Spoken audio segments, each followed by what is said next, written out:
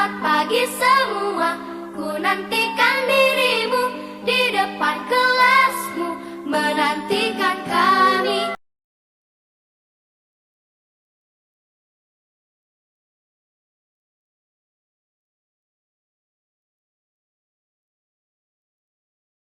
Assalamualaikum warahmatullahi wabarakatuh. Halo, berjumpa dengan Ibu Ari Idawati. Kali ini Ibu akan memberikan materi pembelajaran tema 7. Eits, sebelum kita mulai pembelajaran, mari kita berdoa menurut agama dan kepercayaan masing-masing. Berdoa dimulai. Berdoa selesai. Nah, di sini Ibu tampilkan gambar mengenai tema 7 pembelajaran 2. Kira-kira mereka sedang apa ya? Ada beberapa orang petani, ada seorang ibu-ibu dan satu orang ibu-ibu lagi sedang membawa ikan. Dan ikan itu dijemur, diberi garam. Nah, kira-kira apa? Kita simak selanjutnya.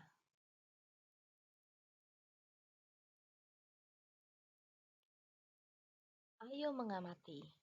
Dayu, Siti, dan Lani membaca buku tentang pengolahan ikan bandeng. Mereka tertarik untuk melihat cara pengolahan ikan bandeng. Esok harinya, Dayu, Siti, dan Lani mengunjungi tempat pengolahan ikan bandeng. Mereka berkunjung ke rumah Pak Sarip. Pak Sarip memiliki kolam ikan bandeng. Pak Sarip juga mengolah ikan bandeng agar lebih awet. Pak Sarip membuat ikan bandeng presto. Dayu dan teman-teman ingin melihat proses pengolahannya. Kita baca lagi ya. Bacalah teks tentang bandeng presto berikut ini. Bandeng presto. Bandeng presto adalah ikan bandeng yang dimasak dengan menggunakan panci presto. Panci presto menghasilkan uap air bertekanan tinggi. Hal itu yang akan membuat daging ikan menjadi lunak. Tidak hanya dagingnya, duri ikan pun akan melunak. Bandeng presto ini dibumbui dengan bawang putih, kunyit, dan garam. Ikan yang sudah diberi bumbu kemudian dibungkus daun pisang. Setelah itu ikan dimasukkan ke dalam panci presto yang dapat dikunci rapat. Lalu ikan akan matang secara merata. Setelah matang, bandeng presto dapat dikemas. Cara mengemas bandeng presto akan menentukan daya tahan ikan. Jika dibungkus plastik biasa, ikan akan bertahan selama 5 hari. Namun jika dibungkus dengan menggunakan plastik tahan udara, ikan akan bertahan hingga 3 bulan. Ini adalah dari berbagai sumber.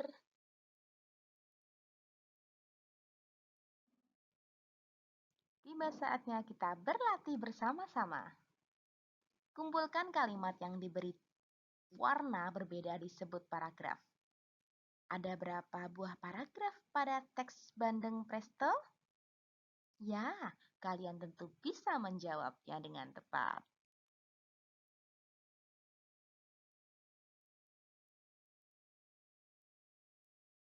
Nah, kita berlatih lagi, lengkapi formasi yang diperoleh dari teks bacaan bandeng presto. Di sini ada informasi 1, bandeng presto dimasak menggunakan. Kemudian info kedua, panci presto akan membuat daging ikan menjadi lebih apa kira-kira? Nah, kalian bisa menjawabnya pada kolom yang tersedia. Ada lagi loh, teks bandeng presto menceritakan tentang kira-kira tentang apa? Kalian bisa menebaknya. Kemudian ada informasi ketiga yang bisa kalian isi pada kolom berikut ini. Semangat terus ya. Wah, ada gambar anak sedang bermain di kolam, berenang-renang. Kelihatannya asyik ya.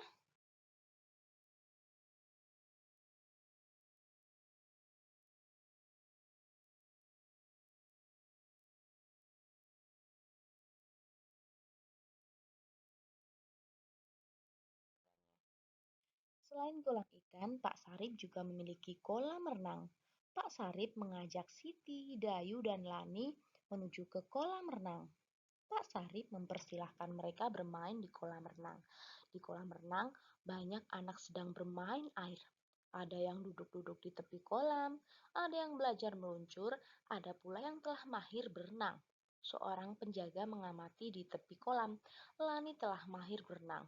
Dayu ingin belajar berenang pada Lani. Mereka berdua turun ke kolam dangkal. Siti mengamati dari pinggir kolam. Gerak pertama yang harus dikuasai saat berenang adalah mengambang. Mengambang merupakan gerak dasar dalam kegiatan berenang. Nah, gerak dasar mengambang ini kalian bisa memperhatikannya ya. Saat berenang, perhatikan keselamatan diri dan orang lain. Gunakan alat bantu seperti pelampung untuk menjaga keselamatan diri saat belajar mengambang dalam air. Pelampung adalah alat bantu untuk menjaga tubuh tetap mengambang saat berenang. Di berbagai alat pelampung berikut. Ada warna orange, ada warna kuning, ada warna biru, dan ada warna hijau. Nah, di sini warna orange adalah ban lengan. Yang kuning adalah rompi renang. Yang berwarna biru adalah papan luncur. Dan yang hijau bulat seperti donat adalah, ya betul, ini adalah ban renang. Cobalah untuk mengambang di kolam dengan kedalaman sebatas dada. Tangan memegang papan luncur atau ban, posisi tubuh berada di atas permukaan air. Kaki bergerak sambil mengayuh. Lakukan berulang-ulang. Ini ada gambarnya. Ini adalah Siti dan temannya. Mereka sedang berlatih untuk mengambang. Apakah kalian bisa kira-kira melakukannya di kolam atau di rumah? Ibu yakin kalian pasti bisa. Tapi jangan lupa tetap di bawah pengawasan orang tua.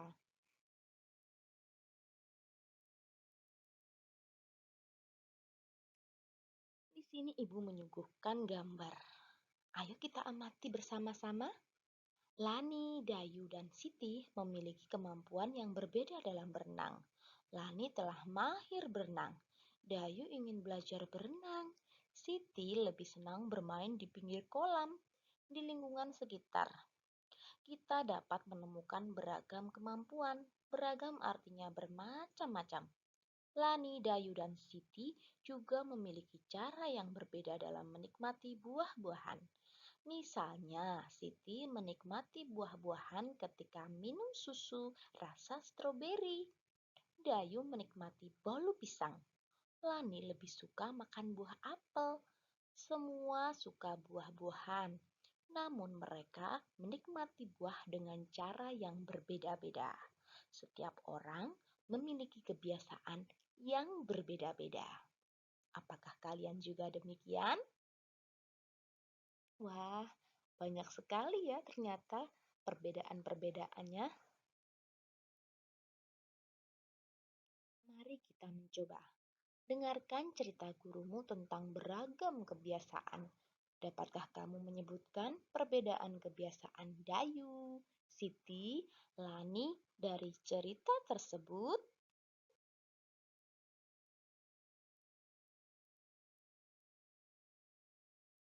Nah, kebiasaan yang berbeda merupakan bagian dari keberagaman. Jadi, apabila kebiasaan teman kita berbeda dengan kita, maka kita wajib untuk menghormati dan menghargainya. Karena berbeda atau beragam itu lebih indah dan lebih berwarna. Bukan begitu? Siapa yang setuju? Angkat jari tangannya.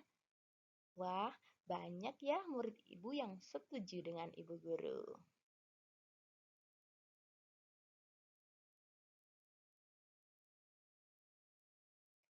Dayu, Siti, dan Lani sedang menikmati makanannya. Kemudian Beni, Udin, dan Edo datang membawa ragam makanan. Amati makanan yang dibawa oleh Udin dan teman-teman. Wah, di sini ada ayam goreng, sosis, apel, kornet, Apa ini ya kira-kira?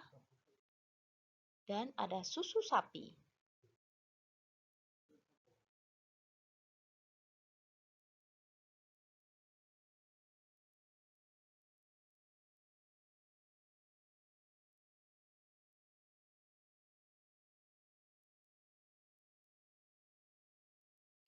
Tulislah daftar makanan hasil teknologi pangan berdasarkan gambar di atas.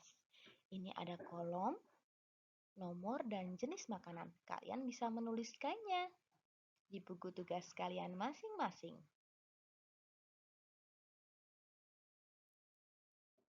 Makanan apa yang paling kamu sukai? Kalian bisa menulisnya dalam kolom. Sekarang, tanyakanlah makanan kesukaan teman-teman atau gurumu.